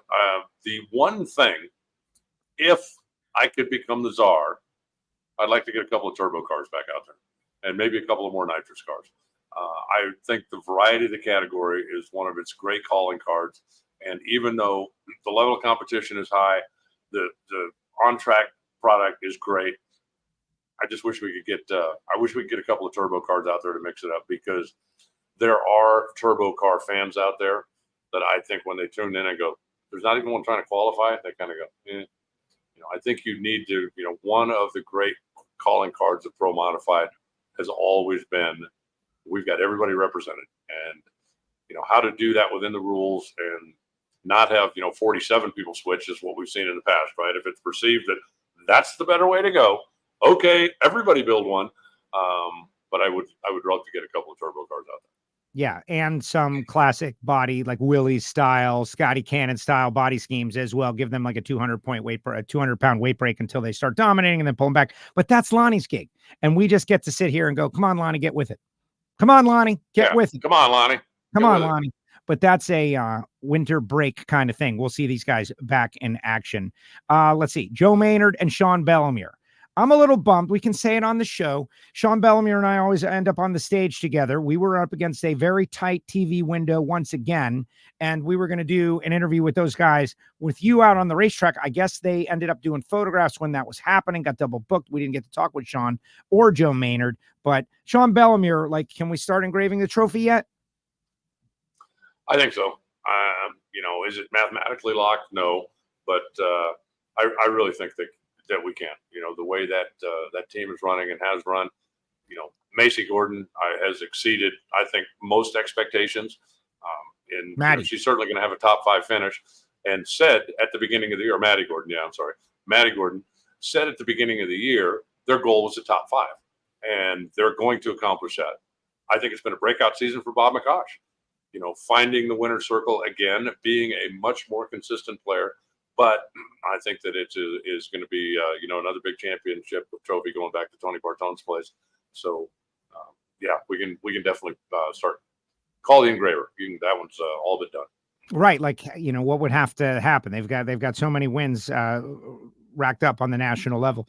We'll see. Comp Eliminator, Larry Pritchett, very emotional in the winner's circle for Larry. Been a long time. He and Eunice have been doing this for years and years and years and years. And his last win, if I'm not mistaken, was Chicago like 20 years ago. And they don't run probably as much as they used to, and they stick a little closer to home, and they do a lot of the regional stuff. But he is a hardcore racer. The super modified car, it's a clutch car. When he I'm sure people have told him 100 times over the last one, just put an automatic in it, right? You don't need the headache. You don't need the maintenance. You don't need that. Just ain't him. He's going to get out there and row the gears and do this stuff. It was really cool to see him win that race. And the key, obviously, was he stayed clean. We didn't have a huge field of comp cars, but he was able to stay clean into the final round, and that definitely gave him the edge going in. Derek wants to know if Bellemere is the one who sidesteps interviews. No, that would be Joey Severance. My wonderful friend Joey is the one who sidesteps interviews, maybe just with me. But yeah, Bellemere, on the other hand, Bellemere loves interviews, and it is great. Let's see. Logan Bellinger, super stock, first win, great kid, first time at ZMAX, got it done. And his family's been, very, very involved in Division III for a number of years on the regional trail and division and the national events when we come to the neighborhood. But yeah, for Logan to bust through and get his first big win was pretty cool. Yeah, but to beat Monty Bogan in the final, right? I mean, that's and I always think that makes it more special, right? I mean, if you win your first final round and you beat me, are you happy that you won it? Of course, you're happy that you won it.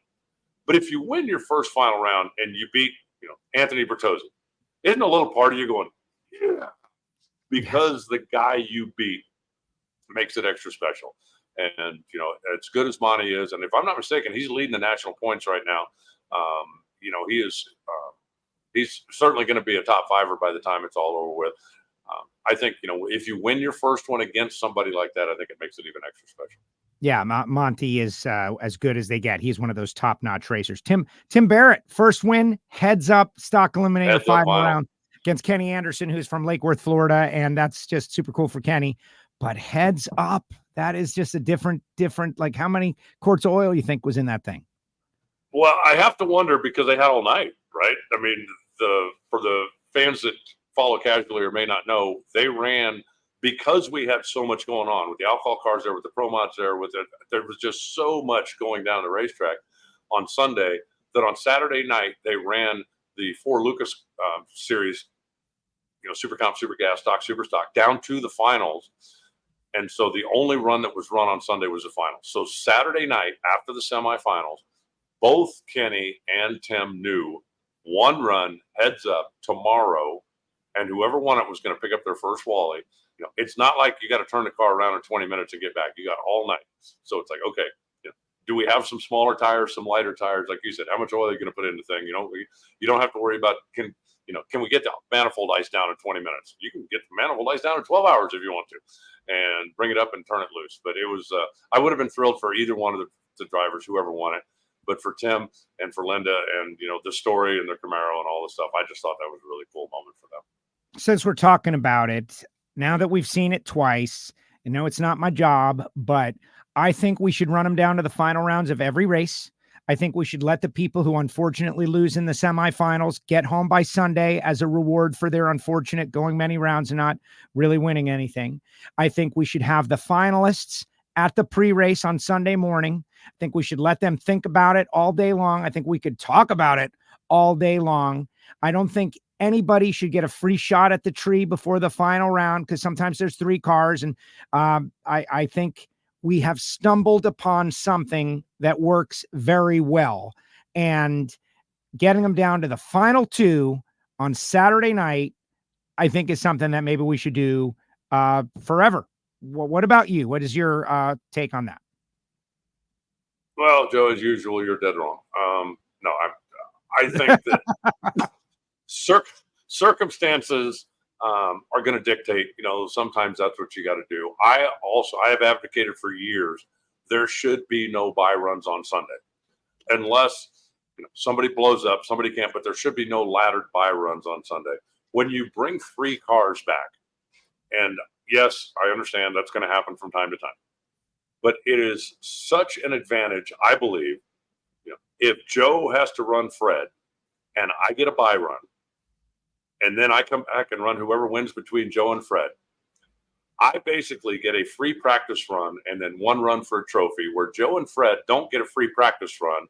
They both have to make two. Now, if it happens during the course of the day, right? We ran at 3 o'clock, we ran at 4 o'clock, we ran at 5 o'clock, somebody had I don't think it's that big a deal.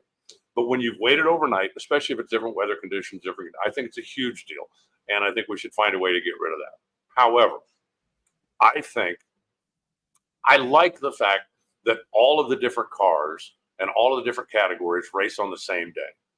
And could it be done every week? I don't know, probably not. But I would like if a casual fan is coming out on Sunday because they want to watch eliminations, right? Okay, I just want to come out and I want to watch the Nitro cars, or I just want to come out and I want to watch the Pro Mod cars, or Pro Stock Motorcycle is my thing. I'm coming Sunday just to see who wins Pro Stock Motorcycle. I want to expose them to as much of NHRA as we can. And one pair of cars from each class going on the racetrack would not be the top of my priority list. If we ran everybody down to the semis and there were no bye runs, so that we'd have a chance to showcase the different classes, that in Alan's perfect world, I think I would rather do than have run all the way down to the finals. Well, we're just going to have to agree to disagree. We're just going to have to agree to disagree. That's fine. Taking a big principled stance on this. Super Comp Ray Miller, another win for Ray. Guys, unbelievable. He's one of those great racers that, whenever he rolls in the gate, he's favored to win. Well, and, big final round. They had, when you got down to whatever it was, whether it's 5 cars or 4 cars, or, you're looking at that going, okay, who's going to win this? And, there were a lot of players that wouldn't have been a surprise, I don't think, to anybody who ever won it. But really, really cool car. And congratulations to him. He lives down in that neck of the woods now, so playing a home game. And, having a wife and having Rachel there to celebrate was kind of cool, too. So congratulations. Spider-Man McBride, Top Fuel Motorcycle, 21st championship. Oh, my goodness. Yeah. Amazing. Who saw that coming? Yeah, who saw it? Well, and still, he didn't win the first race, right? He got bounced first round of the first race. But just such a good guy and put a lot of personal effort into making it happen. It's fitting that he's able to hoist the championship trophy. And putting a lot of personal effort into growing the class. He has been one of the driving forces, maybe the biggest driving force, in so many new motorcycles coming out to get involved in the Top Fuel motorcycle category. A couple of the Top Fuel Harley guys are now out there on the blown 4-cylinder machines. And I don't know, I got a chance to look at the European Harley blown bike. Holy smokes, is that thing cool? Wow.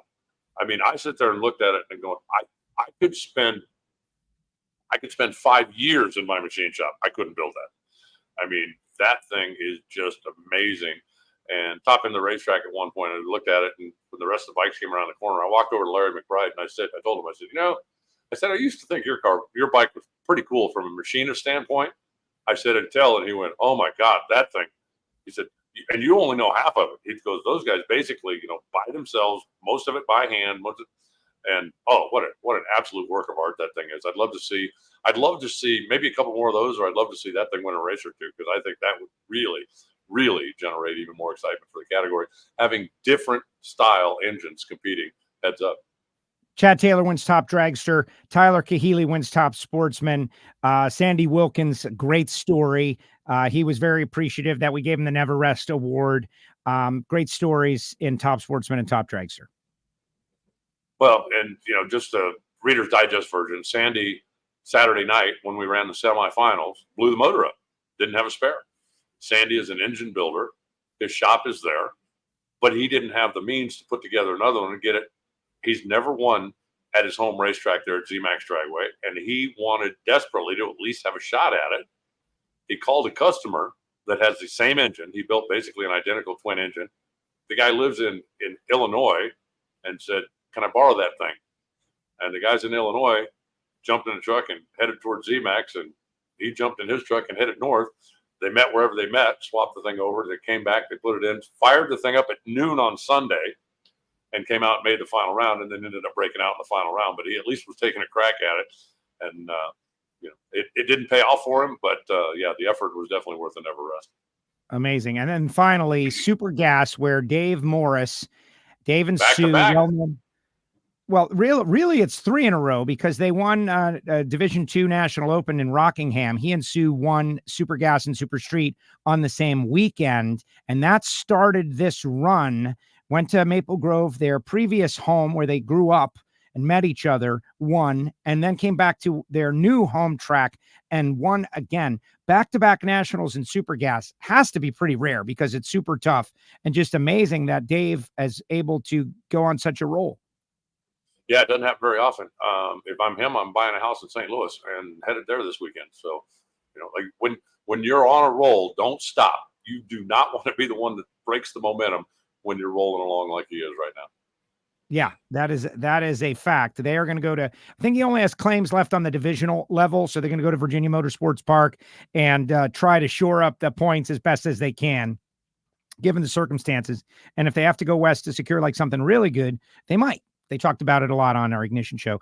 We opened it up to questions. Everybody peppered Dave with questions, but really, like, to win back-to-back Super Gas races, the greats have done it, of course, but that is a huge accomplishment. Alan, final thoughts as we get ready for St. Louis.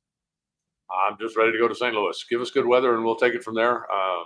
Curtis Francois, who owns the place, Chris Blair, who runs the place, they have made some pretty big capital improvements, made pretty big investment to try to make their facility better for the racers and for the fans. And I hope Mother Nature smiles on us a little bit and let us give us good weather. We'll take it from there. Absolutely. Alan, great job as usual. Thanks for spending the time with us here on WFO. Thanks, Joe. Travel safe. I'll see you in a few days. There he goes, the voice of the NHRA, Alan Reinhart, with us here on WFO Radio. How about that? And he's all tuned up from the weekend. Like, that's it. You just keep talking. Guys, did you know that your voice isn't good? Yeah, we know. We know. All right, final comments in the comments section.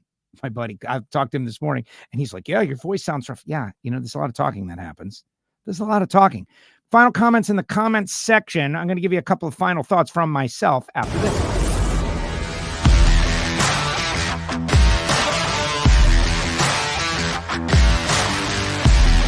Foggit is a high-performance fogging oil designed especially for internal combustion engines.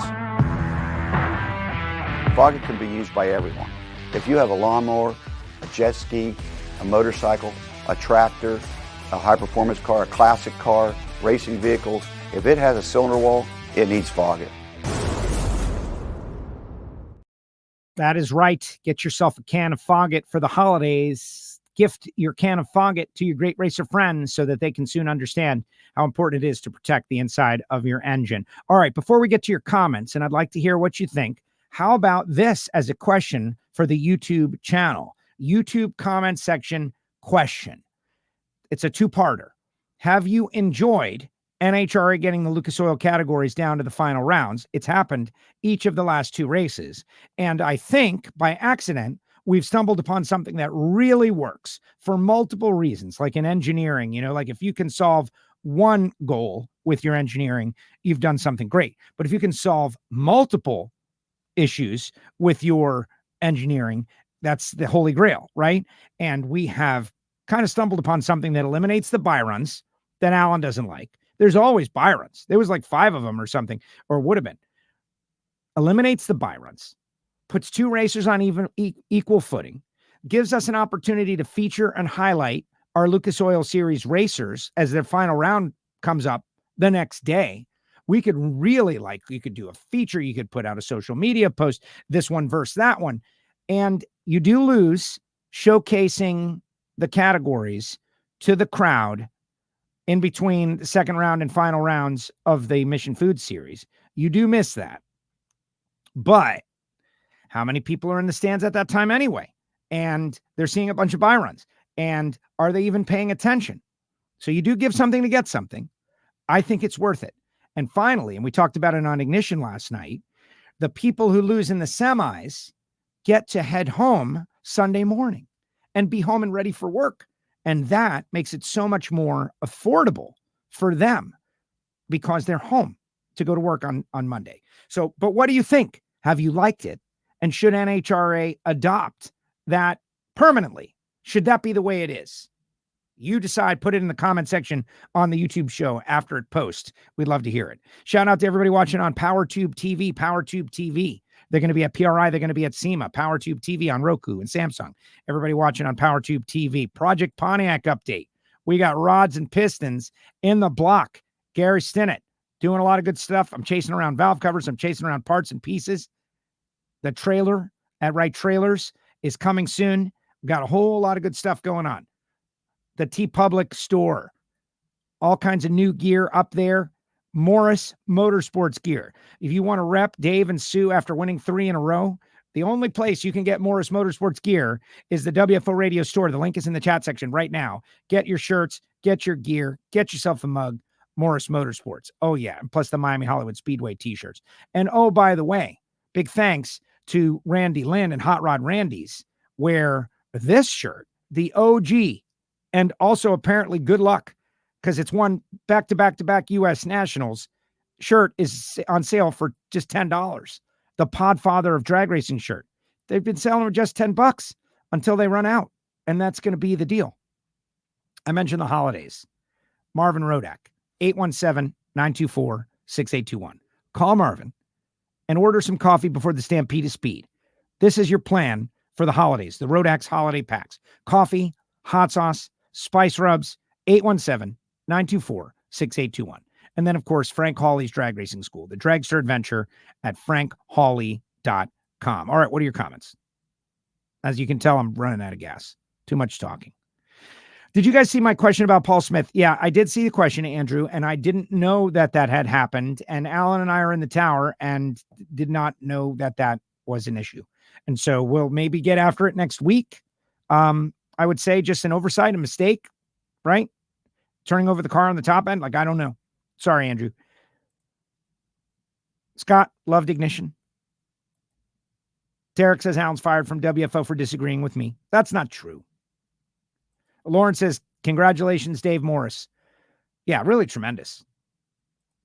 Should they make Charlotte 2 a 2-day race? Saturday crowd seems to draw well. You know, I'm never going to say anything negative about Charlotte or ZMAX Dragway. I love that race. I wish there were more people there. But this is not an NHRA phenomenon. It's a Charlotte phenomenon. It's a Charlotte phenomenon. Ricky Smith, I saw him posting on social that this has been the truth. It has to do with high school football. It has to do with football. It has to do with so much. You know what I say? Honestly, VIP race for anybody that goes there and flies in. Charlotte 2, if I'm going to invite someone to go to a race to get the best personal experience, that's the one. Why? The driver time and driver exposure per fan number is the lowest. The convenience number is the highest. You fly into Charlotte, you're 15 minutes from the track. There's hotels 7 minutes from the track. There's restaurants everywhere. It's one of the most convenient races there is at arguably the best facility that there is. And so if the locals, for whatever reason, have somehow been taught that 4 wide is the race that they want to go to, and they're really focused on their miserable football team, I mean, the Carolina Panthers, and they don't want to go to drag racing, or maybe they just went to the Supercross there, or maybe they're getting ready for NASCAR Roval, or whatever the reason is, more for us. The people who hung out had a great time. They had some of the best seats, some of the best sight lines, some of the best amenities, some of the best access anywhere on the NHRA tour. So this needs to become a race that people fly to, that people go, which one will I have the best time at? Sometimes it's great to not be in a huge crowd. Yeah, you want to take pictures and have the place packed to the rafters. That's great for us because somehow we think it's going to end up, that money is going to end up in my pocket eventually, right? But if that's not the case, the people at home are loving it. It's part of the playoffs. The racers are loving it. And the fans who choose to attend that race had probably a better time. If you go to Smith & Walensky or a wonderful steakhouse, Prime 112 on South Beach, and it's half full, does your steak taste any worse? No.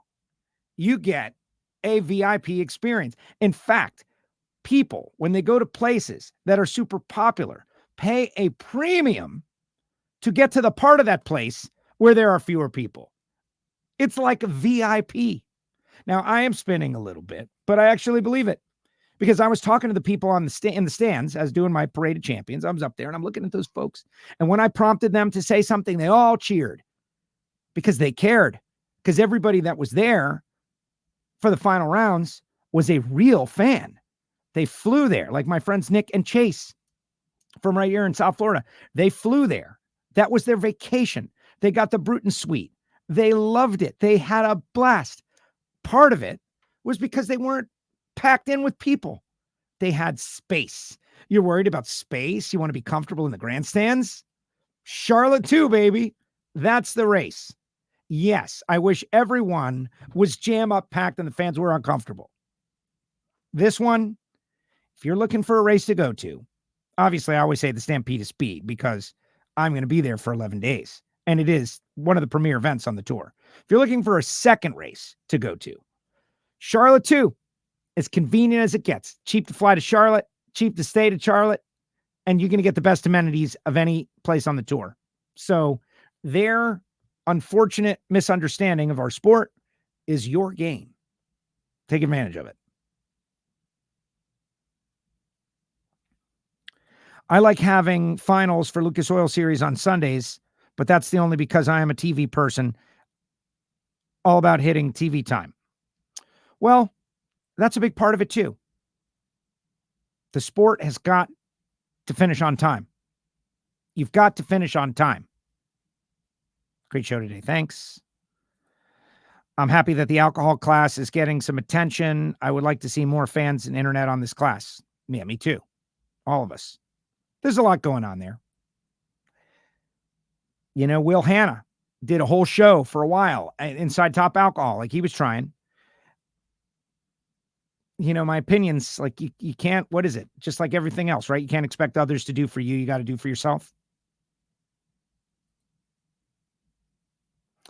I can see how it would benefit those that don't make the finals, but I also think it waters down the Sunday program and you have downtime between rounds. I like the old days of constant action where you finished at 9 o'clock at night.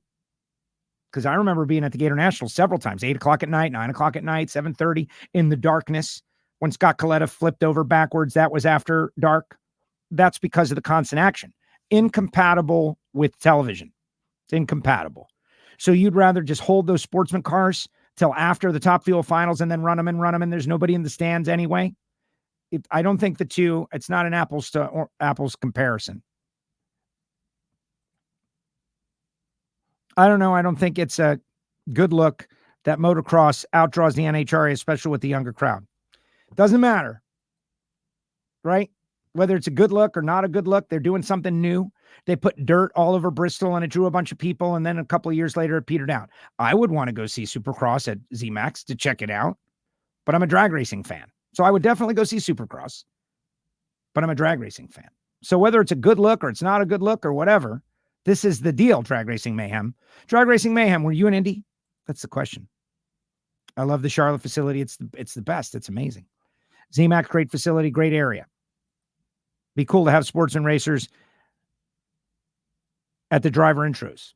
Yes, that's what I'm saying. Bring them out. You've made the final, you get showcased on the pre-race show. It would add 5 minutes to the pre-race show to have 6 categories come out as finals and wave to the crowd. They would get a photo. They could social media about it. It would be added value for the sponsors.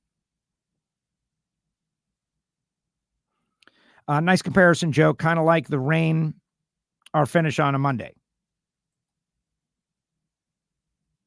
I'd be for all sportsman finals on Saturday and have it sort of like NASCAR does, where Saturday is dedicated to the Xfinity Series. Yeah, see, I hate that idea because then nobody would even get to see any of them finish because they would be finishing at 9, 10 o'clock at night.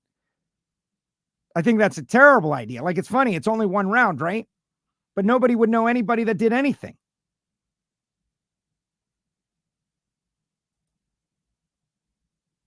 Be cool to have sports and racers, finalists at the driver intros with everybody.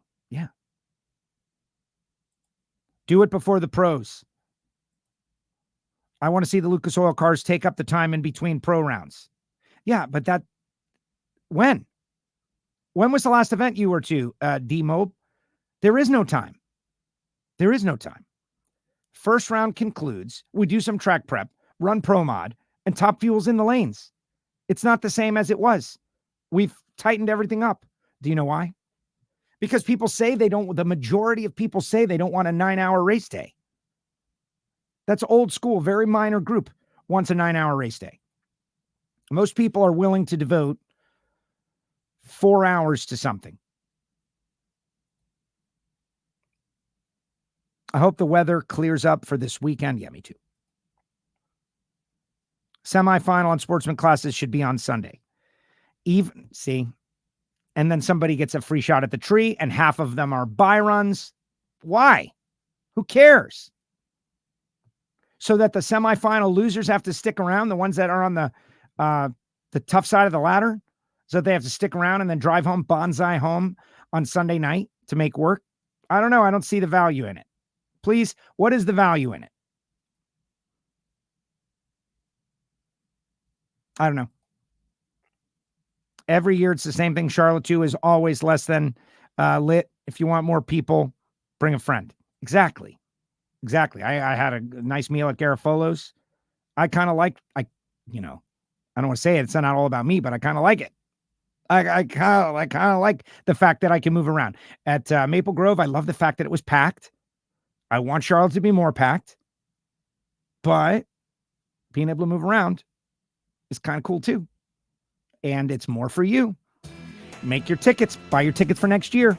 Go to the VIP race. Like nobody else is allowed to buy tickets. That's what they should do. They should limit the number of tickets sold to the number of tickets that they've already sold. And everybody else is frozen out. You put that velvet rope out in front of the door and everybody forms a line. You are not allowed to buy tickets to Charlotte 2 anymore. And suddenly everybody will want to. Thanks to Alan Reinhart. Thanks to Dallas Glenn. Thanks to Matt Smith. Thanks to Scott Libersher and all you guys. A little bit longer show than normally would have planned on doing. You're right. I'm old school, and that's how we all grew up. Now TV runs the show. Yes, it gets exposure to us, but I still think Saturday is not a good value for those coming out to the track. Or Sunday is not a good value for those coming out to the track. I don't know, man. Like, that's a good topic to you get Top Fuel, Funny Car, Pro Stock Motorcycle, the alcohol classes, and Pro Mod. But that's not a good value. Plus the finals in the Lucas Oil Series. Like, you're really only missing out on 8 cars to 4 cars and 4 cars to 2 cars in my deal. That's the difference between a valuable ticket and a non-valuable ticket. I don't think that argument holds water. I just don't think it holds water. But again, value is the eye of the beholder. Then if that's like, the $65 ticket or whatever it is, it's like, I saw Antron Brown beat Doug Foley. It was amazing. Spider-Man McBride won a championship, but that doesn't really count as value. I want to see David Morris beat Rusty Cook at 8 cars. That's going to then come out on Saturday. And then, you're one of those guys that comes out on Saturday. If that is really the argument you're making, which I don't think it is.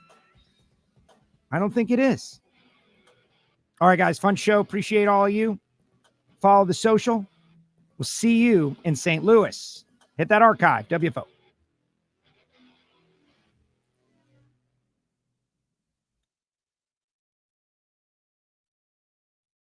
Like this show? Want more? Then head to WatchPTTV.com, the new 100% free PowerTube TV streaming network. Home of the best classic and new motorsports racing and build shows on the web.